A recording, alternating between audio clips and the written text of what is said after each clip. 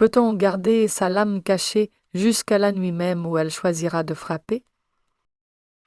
La lueur des lanternes de Noël, oscillant doucement contre le givre, peut-elle masquer l'ombre de la vengeance qui s'approche? Un homme dont la langue fut enchaînée, dont le dos portait la comptabilité des fouets, peut-il devenir ce silence qui tue? Mississippi, 1818. La maison scintillait de lumière festive, chaque lanterne tremblant dans le vent d'hiver comme une étoile prise dans le verre. À l'intérieur, les maîtres festoyaient, leur rire plus fort que les hymnes, leur arrogance plus lourde que la prière. Pourtant, au-delà de cette lueur dorée, une autre présence rôdait, silencieuse, patiente, aiguisée par le deuil. Et cette nuit-là, sous des lanternes censées célébrer la miséricorde, le silence de Jonah parlerait enfin dans le sang. Avant de plonger plus profondément dans le silence de 1818, arrête-toi avec moi. Ce ne sont pas des récits adoucis, ni des fables contées pour apaiser. Ce sont des échos gravés dans la douleur, des murmures qui défient le temps, et des vérités que la histoire a tenté d'enfouir sous ses pages. Si vous voulez suivre de véritables histoires qui défient le temps et révèlent des vérités cachées, abonnez-vous dès maintenant à la chaîne et activez les notifications pour ne manquer aucune de nos enquêtes. La plantation du Mississippi s'étendait large comme une cicatrice sur la terre hivernale. Le givre recouvrait les champs de canne d'une fine peau d'argent, chaque brin raide et fragile, comme si même la terre refusait de plier davantage sous le poids des chênes. L'air piquait de la morsure de décembre, portant les odeurs de fumée de bois et de terre humide. La grande maison se dressait sur la colline, enflée et arrogante, ses colonnes blanches luisant faiblement sous les lanternes suspendues pour Noël. Elles oscillaient dans le vent, leurs gorges de verre tremblant d'un feu prisonnier, leur lumière se répandant en halo faible sur le sol gelé. Chaque décembre, cette maison de cruauté se parait de célébration. Des lanternes pendaient des avant-huit comme si des étoiles avaient été volées au ciel. Des branches de sapin étaient accrochées aux portes, leurs aiguilles séchant dans la chaleur, parfumant les pièces de résine. À l'intérieur, les foyers rugissaient de flammes qui léchaient la pierre, des étincelles s'échappant jusqu'aux chevrons comme des fragments de prières refusées. Les plateaux d'argent étaient polis jusqu'à aveugler l'œil, prêts à porter viande rôtie et fruits confits. Les carafes de brandy luisaient ambrées dans la lueur du feu. Les maîtres emplissaient les pièces de leurs rires tonitruants, plus forts que les hymnes, plus forts que le vent secouant les volets. Leur joie n'était pas joie mais excès, leur allégresse une cruelle démonstration d'abondance dans un monde qu'ils avaient bâti sur la faim. Pour Jonah, le silence était le seul vêtement qu'ils pouvaient porter. Ils se mouvaient dans l'ombre de leur faste comme une silhouette liée à leur lumière. Chaque matin, il se levait avant que le soleil n'ait gratté l'horizon, son souffle blanchissant l'obscurité alors qu'il portait le bois pour nourrir les multiples foyers de la maison. Ses mains étaient à vif, craquelées, saignantes de froid et de labeur. Son dos se pliait au rythme des chaînes, son corps outil affûté non par volonté mais par commandement. Le sifflet du contremaître traversait les champs, plus tranchant encore que le froid, un son que Jonah avait depuis longtemps appris à obéir. Jour après jour, son silence était exigé. Il parlait peu, car les mots lui avaient été volés depuis longtemps, remplacés par le fouet, l'ordre, le signe de soumission. Pourtant, son silence n'était pas vide. Il était poids, patience, le remplissage régulier d'un vase qui devait un jour déborder. La grandeur de la maison était une blessure constante. Jonah entrait dans ses pièces non en invité ni en parent, mais en ombre, portant des plateaux chargés de mets qu'il ne goûterait jamais, versant des vins dont la douceur ne toucherait pas sa langue. Les maîtres parlaient de terres et de richesses, de commerce et de politique, leurs mots gonflant comme de la fumée dans l'air chaud. Rarement lui parlait-il autrement qu'un ordre, son existence n'était visible que dans le service. Pourtant il absorbait tout, la cadence de leur voix, la cruauté insouciante de leur ton, la subtile lourdeur de l'ivresse du maître lorsque le brandy l'entraînait vers le sommeil. Chaque détail s'enregistrait en silence, plié dans la mémoire de Jonah comme une autre entrée dans un registre secret que lui seul pouvait lire. Les cadeaux de Noël aux esclaves n'étaient que dérision. Une vieille écharpe, une boîte de mélasse, parfois quelques pièces jetées comme à des chiens. Des chants résonnaient, mais ce n'étaient pas ceux que Jonah se souvenait avoir entendus des lèvres de sa mère. Les siens étaient doux, nés de la terre et du chagrin, chargés de mémoire. Ceux de la maison étaient bruyants, creux, éclatants des touches du piano du salon. Et toujours, Les lanternes brûlaient au-dessus d'eux, fragiles globes de lumière tremblante, comme si elles se moquaient de l'obscurité dont ils n'avaient jamais le droit de s'échapper. La nuit venue, Jonah retournait au quartier, où le givre s'insinuait déjà dans les fissures des murs. Le sol de terre battue était dur sous lui, sa couverture mince à peine un rempart contre le froid. Autour de lui, les autres murmuraient des fragments. Famille perdue, enfants vendus, coups de fouet encore brûlants sur la peau. Mais Jonah ne se joignait pas à ces chuchotements. Il gardait son silence, comme si l'absence de mots était son dernier bien. Allongé là, fixant l'obscurité, il entendait le rire lointain de la grande maison. Et chaque écho s'inscrivait plus profondément dans le registre en lui. Les saisons elles-mêmes semblaient conspirer. Les champs gémissaient sous le givre, les arbres craquaient dans le froid, les poutres de la maison grondaient comme accablées de secrets trop lourds. Les volets claquaient comme des os dans le vent nocturne. Les planches chuchotaient à chaque pas. Même les lanternes dehors, se balançant contre le ciel noir, semblaient agitées, flammes prisonnières, cherchant à s'échapper de leur cage de verre. Jonah vivait dans ce silence, dans cette maison respirante. Chaque humiliation, chaque marque de fouet, chaque ordre ajoutait un poids à sa poitrine. Mais il les portait sans bruit, sans plainte. Son silence n'était pas reddition. C'était survie, c'était patience, c'était le tranchant de l'attente, affûté à chaque jour qui passait. Et ainsi la maison se parait de soieries, les maîtres de velours, les tables d'argent, tandis que Jonah portait son silence à travers chaque pièce comme une ombre liée à leur lumière. Il polissait leurs couteaux, versait leur brandy, entretenait leur feu.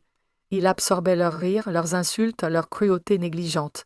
Et tout ce temps, le registre en lui s'épaississait, devenant plus lourd, approchant le moment où le silence lui-même exigerait d'être entendu. L'hiver de 1818 fut plus froid que la plupart. Le givre s'accrochait obstinément aux champs, les étoiles brûlaient plus vives dans le ciel, et les lanternes de la véranda oscillaient violemment dans le vent, comme si elles annonçaient quelque chose à venir. Une nuit, Jonah se tint sous elle, levant les yeux vers le vert tremblant, la lumière se répandant faiblement sur sa peau. Il ne dit rien, il écouta seulement le vent, les gémissements de la maison, le silence en lui s'aiguisant en acier. Le silence de Jonah n'était pas vide, c'était un livre écrit en secret, ligne après ligne, page après page.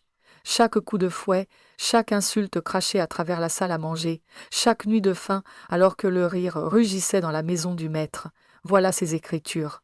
Non pas de l'encre sur du papier, mais des cicatrices sur la peau, des souvenirs pressés dans l'os. Sa vie était devenue un registre de dettes dues, chacune attendant d'être réglée. Il se souvenait surtout de la voix de sa mère. Elle chantait doucement la nuit, ses hymnes tissés de fragments d'espérance, mots à demi oubliés d'une patrie que Jonah n'avait jamais vue. Elle lui avait dit que le silence n'était pas faiblesse, mais armure. « Ils ne peuvent voler ce que tu ne donnes pas », avait-elle murmuré un jour, ses mains rugueuses caressant sa joue. Pourtant même elle ne put supporter éternellement le poids du fouet. Elle mourut trop tôt, son corps brisé sous le labeur et la punition, sa chanson interrompue en plein souffle. Ce silence devint l'héritage de Jonah, la première entrée du registre. Son père n'était qu'une ombre, emportée avant que Jonah ne puisse s'en souvenir. Certains disaient qu'il avait été vendu, d'autres juraient qu'il s'était enfui dans la nuit. Jonah avait grandi avec cette absence comme une plaie jamais refermée. Ce fut la deuxième entrée, la deuxième dette inscrite dans le silence.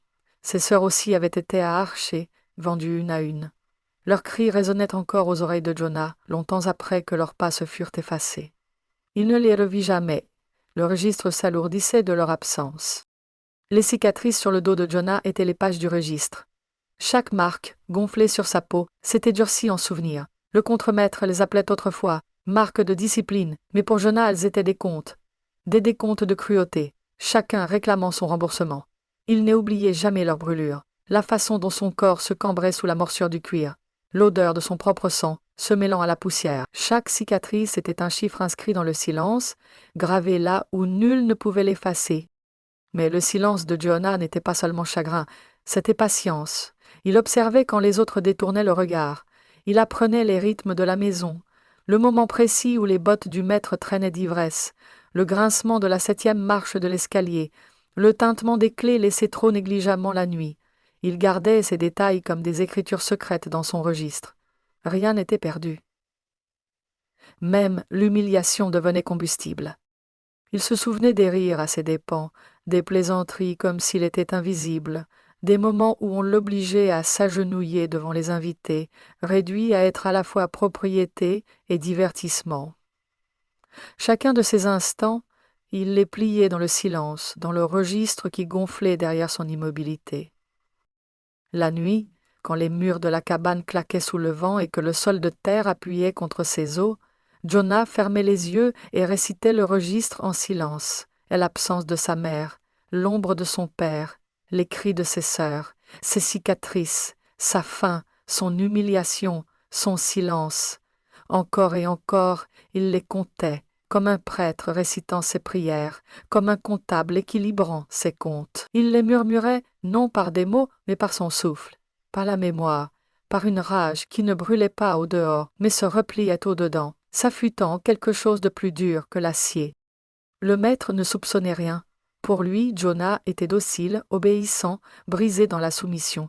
Il voyait la tête baissée, les yeux détournés, les mains qui servaient sans plainte. Il ne voyait pas le silence, n'entendait pas le registre qui s'écrivait dans l'obscurité. Il confondait le calme avec la défaite, la patience avec le vide. Il prenait l'ombre de Jonah pour soumission. Mais Jonah savait mieux. Le silence n'était pas abandon. C'était attente. C'était le givre qui s'accumule en secret jusqu'à fendre le chêne le plus robuste. C'était la rivière qui creuse la pierre lentement, silencieusement, jusqu'à ce que le roc s'effondre. Le silence était survie, et le silence était une arme. Parfois, debout dans la salle à manger, Jonah imaginait le poids du couteau dans sa main, imaginait comment le silence pouvait éclater en bruit. Il ne bougeait jamais, ne se trahissait pas, mais dans sa poitrine, le registre battait, page après page, attendant son encre. Il sentait l'histoire s'accumuler en lui, comme si son corps n'était plus chair mais archive, un livre exigeant d'être soldé. Et ainsi, les jours s'étiraient, chacun une nouvelle écriture. Le givre collait aux vitres de la grande maison, les lanternes oscignaient au-dessus de la véranda, le rire s'épandait dans la nuit. Jonah versait le vin, portait les plats, attisait les feux, son silence demeurait intact, son visage illisible, mais au-dedans, le registre de la douleur s'alourdissait, se gonflait, frôlant le moment où le silence ne pourrait plus contenir son poids. L'hiver de 1818 posait avec une cruauté inhabituelle. Les nuits étaient plus longues, le givre plus mordant, la maison plus agitée dans ses gémissements. Jonah le sentait dans ses os, non seulement la saison mais la fermeture d'un cycle. Le silence l'avait porté jusque-là, mais le silence, il le savait, devait un jour parler. Le registre avait trop longtemps été écrit, les dettes trop nombreuses, et sous les lanternes de Noël vacillantes, tremblant contre le froid, Jonah commença à sentir que la nuit approchait où le registre serait réglé en rouge. La vengeance ne vint pas à Jonah dans une flambée soudaine. Elle s'insinua doucement, presque tendre, comme le givre qui grimpe sur une vitre. Elle arriva non pas comme feu, mais comme étude. Il commença à voir la plantation non plus comme une prison, mais comme une armurerie, où les plus petits détails recelaient le potentiel d'armes. Les couteaux de cuisine furent les premiers à lui murmurer. Il les polissait comme toujours, frottant les lames jusqu'à ce qu'elles brillent sous la lumière. Mais, là où d'autres voyaient des outils pour découper la viande, Jonah voyait la possibilité tranchante de la liberté. Il en mesurait le poids dans sa paume, l'équilibre de l'acier contre l'os. Il les nettoyait plus lentement désormais, non par paresse mais par révérence, comme si chaque couteau était une pièce d'autel attendant son véritable usage. Les chaînes n'étaient plus seulement des liens. Jonah étudiait leurs verrous, la façon dont le fer se pliait en dents, les points faibles que l'âge avait polis lisses. Il écoutait le bruit qu'elle faisait en s'entrechoquant quand le contremaître passait. Il en mémorisait le langage. Ceux qui l'avaient entravé pouvaient un jour enchaîner un autre. Le feu aussi entra dans son plan. Chaque nuit, il empilait des bûches dans l'âtre immense, observant comment les flammes dévoraient le bois en motif. Il voyait comment les étincelles jaillissaient quand l'air les nourrissait, comment la fumée se tordait quand l'écorce humide résistait. Pour les autres, ce n'était qu'un feu. Pour Jonah, c'était la preuve de la rapidité avec laquelle une maison pouvait trahir son maître lorsqu'on lui offrait une flamme. Même le fil et l'aiguille, si délicats entre les mains de la maîtresse, devinrent symboles pour lui. Il observait la manière dont l'étoffe cédait sous la piqûre de l'aiguille, comment les coutures se resserraient sous le fil. Il en prit un jour, mince comme un souffle, et sentit sa puissance en miniature. Le fil pouvait lier des poignets, l'aiguille pouvait percer plus que du tissu. Les lanternes, plus que tout, hantaient ses pensées. Suspendues haut sur la véranda, oscillant dans le vent glacé, elles paraissaient à la fois fragiles et éternelles. Leurs flammes tremblaient dans le verre fragile, cage de lumière prête à éclater au moindre contact. Jonah les regardait chaque nuit, écoutant leur cliquetis discret dans le vent, et y voyait plus que de la clarté. Il y voyait un jugement, des témoins, des étoiles capturées, prêtes à tomber. Chaque tâche qu'il accomplissait devenait répétition. Poser le gobelet du maître lui enseignait la fermeté. Verser le vin lui enseignait la précision. Marcher en silence sur les planches gémissantes lui enseignait la patience. Il mémorisait chaque bruit de la maison, le soupir de l'escalier, le grincement de la porte du salon, le murmure du vent sous les volets. La maison elle-même semblait conspirer avec lui révélant ses secrets à travers son silence. Les habitudes du maître, elles aussi, devinrent un rituel que Jonah observait. Il connaissait ses pas, la manière dont le brandy l'alourdissait, les heures où son orgueil l'entraînait dans la solitude. Il connaissait les tiroirs de son bureau, la disposition de ses registres, l'angle de la chaise près du feu. Jonah absorbait ces détails, non pas en serviteur, mais en guetteur, chaque observation inscrite dans l'écriture grandissante de la revanche. Il n'en parlait pas même en murmure. Le silence avait toujours été son bouclier, il devint désormais sa forge.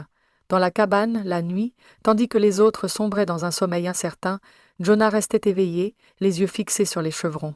Il récitait le registre en silence, la mort de sa mère, l'absence de son père, les cris de ses sœurs, le fouet, les rires, la faim, les cicatrices. Puis il récitait les outils, couteau, chaîne, feu, aiguille, lanterne, comme une litanie, comme une écriture sainte, comme une prophétie.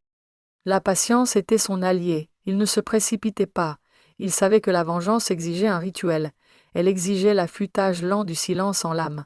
Il continuait ses tâches, inclinait la tête quand on l'ordonnait, servait le vin, traînait le bois.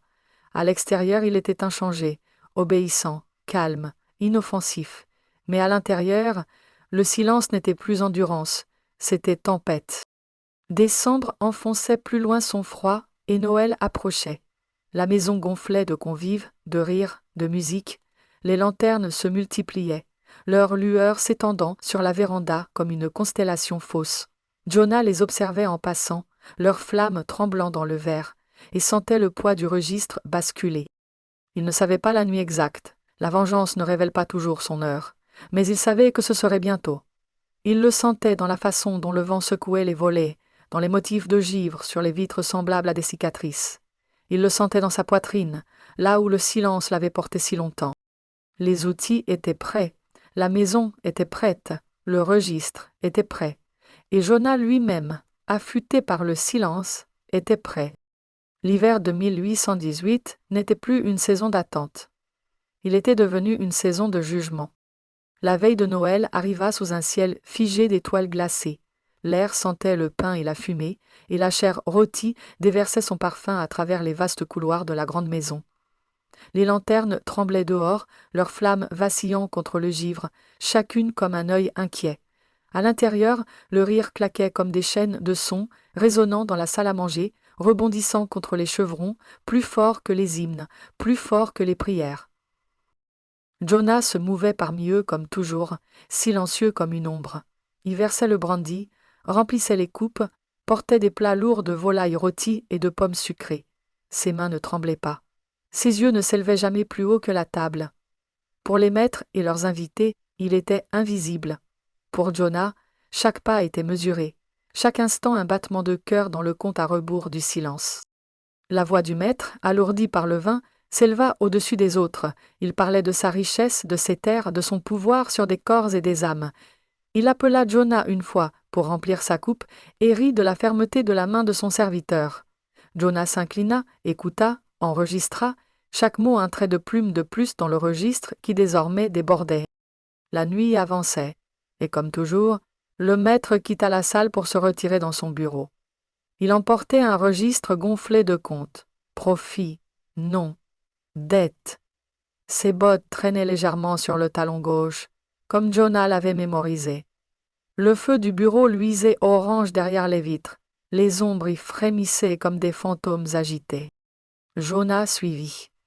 Il se déplaçait comme si la maison elle-même le portait, son silence se fondant dans les grincements des planches, dans le sifflement du vent contre les volets. Il glissa dans le bureau comme un souffle.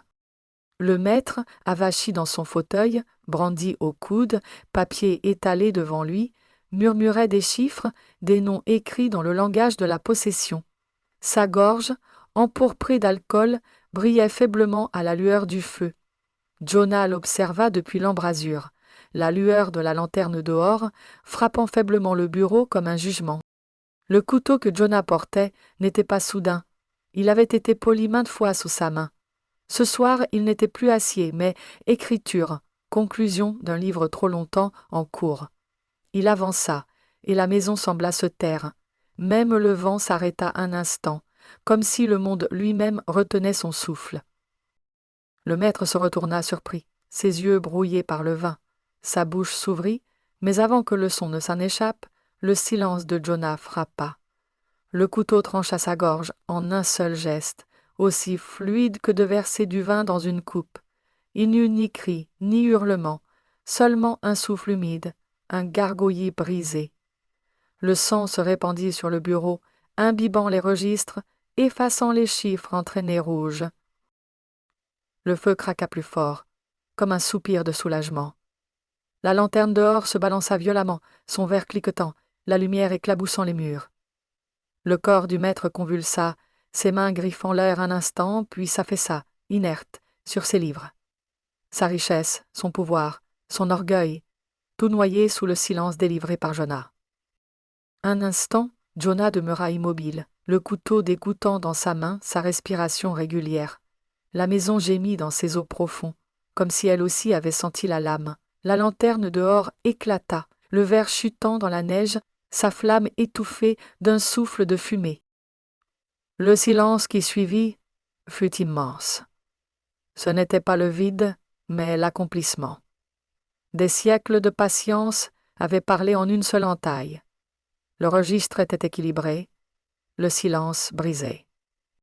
Jonah se retourna et disparut dans les couloirs, ses pas se fondant de nouveau dans les gémissements du bois, dans les murmures du vent.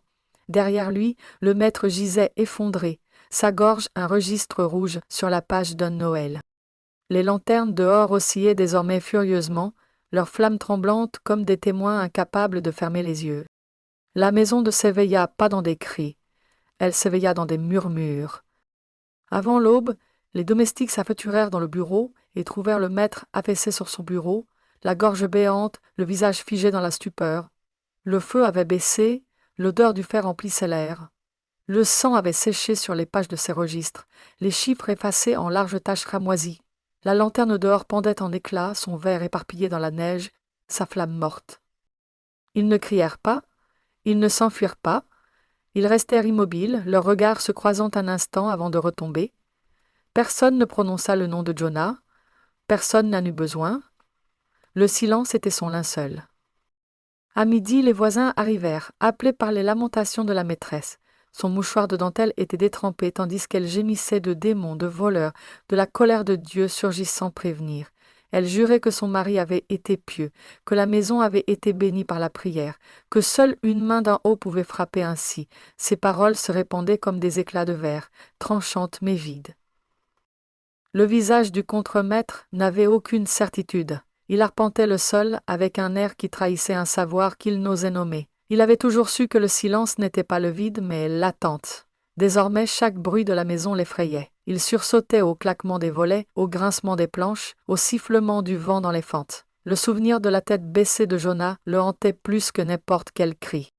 La rumeur se répandit vite, portée par le givre et la presse. Les journaux imprimèrent leur demi-vérité. Un maître du Mississippi, égorgé la nuit de Noël, la gorge tranchée tandis que ses registres restaient ouverts devant lui. Ils spéculèrent sur des brigands, des vagabonds, un châtiment du ciel. Aucun n'écrivit la vérité, aucun n'osa imprimer le mot qui vivait dans le silence de Jonah. Parmi les esclaves, les chuchotements circulaient comme de la fumée, trop léger pour être saisi, trop lourd pour disparaître. Il ne parlait jamais à voix haute. Il ne risquait pas la trahison. Mais dans les regards furtifs, dans les échanges étouffés près du puits, dans le rythme de leur champ de travail, la vérité passait. Jonah avait parlé pour eux tous. Le registre d'une seule avait équilibré les dettes de beaucoup. La grande maison, autrefois enflée d'arrogance, devint muette. Les invités ne restaient plus tard dans la nuit. Les couloirs semblaient plus froids, les murs agités, les poutres grondant plus fort sous les tempêtes. Les lanternes se balançaient violemment dans les vents d'hiver, leurs flammes tremblantes redoutées comme des présages. Les domestiques évitaient le bureau, affirmant qu'ils y sentaient encore le fer longtemps après qu'on le lavait. La maîtresse s'accrochait à ses prières, mais sa voix fléchissait sous le silence qui l'oppressait. Elle recouvrait les miroirs de tissu noir, murmurant des malédictions, des esprits agités. Elle interdit que les lanternes soient allumées aux fenêtres, comme si leur éclat était devenu des yeux coupables. Et les voisins, bien qu'ils parlèrent haut de justice, portaient l'inquiétude dans leurs regards. Chaque fois que le vent secouait les volets ou qu'une lanterne oscillait, ils se souvenaient du maître trouvé la nuit de Noël.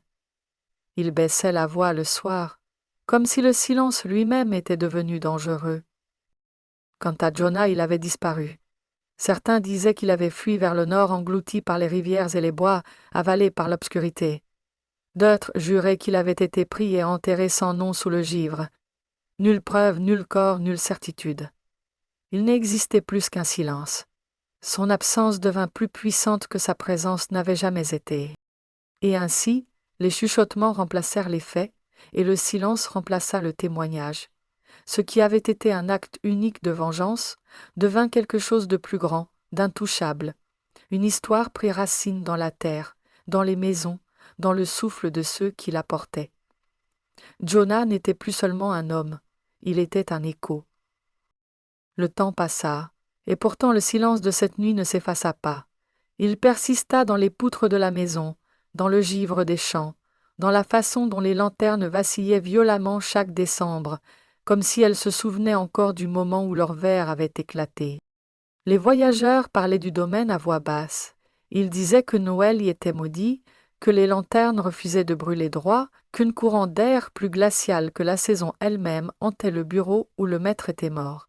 Certains juraient avoir vu une silhouette dans les champs les nuits d'hiver, grande, silencieuse, immobile, observant avec des yeux que le vent ne pouvait éteindre. Aucun n'osa l'approcher, aucun n'osa prononcer son nom à haute voix. Parmi les esclaves, l'histoire devint plus qu'un souvenir. Elle se disait en fragments, jamais entièrement, toujours enveloppée de silence. Un hymne chanté à voix basse s'interrompait sur une ligne, et le mot manquant restait suspendu, Jonah. Les enfants apprenaient non pas par des leçons, mais par des regards, par des pauses, par la manière dont les yeux de leurs aînés se perdaient quand les lanternes tremblaient dans le vent. L'histoire n'était pas racontée. Elle était vécue, portée dans le silence, affûtée en mythe. Les journaux l'avaient oubliée. Ils avaient enseveli le récit sous d'autres scandales, d'autres crimes, le réduisant à une curiosité, à une énigme sans réponse. Mais le silence de Jonah n'avait pas besoin d'imprimerie. Il grandissait dans les ombres où la vérité survit, dans les murmures qui refusent l'effacement. Son acte n'appartenait plus seulement à lui. Il était devenu une légende qui s'étendait au-delà du Mississippi, au-delà de 1818, jusque dans la moelle de l'histoire. Dans la légende, le couteau n'était pas acier mais justice, affûté par des générations de silence. Les lanternes n'étaient pas décoration mais témoins, tremblant dans leur cage de verre. La gorge du maître n'était pas chair, mais registre signé en rouge, un compte final réglé par le silence. Ainsi Jonah du Mississippi devint quelque chose de plus grand que chair et os. Il devint le silence qui rompt, le registre qui s'équilibre, l'ombre qui endure. Son acte ne pouvait être confiné à une seule nuit de Noël. Il se propagea, remodelant la mémoire, hantant chaque recoin où le pouvoir se croyait à l'abri. Les nuits d'hiver, quand le vent hurle à travers les champs et que les lanternes oscillent contre le givre, certains jurent encore l'entendre. Pas des pas, pas un souffle, mais le silence lui-même, lourd, oppressant, rappelant. Silence qui attend, silence qui se souvient, silence qui parle sans son. L'étoire n'a pas de fin, car le silence n'a pas de fin. Le registre demeure inachevé, l'écho demeure. L'acte de Jonah n'est pas seulement histoire, il est légende, il est mythe, il est la vérité obsédante que, sous les lanternes de Noël de 1818, le silence trancha la gorge de la cruauté, et que le silence marche encore parmi nous.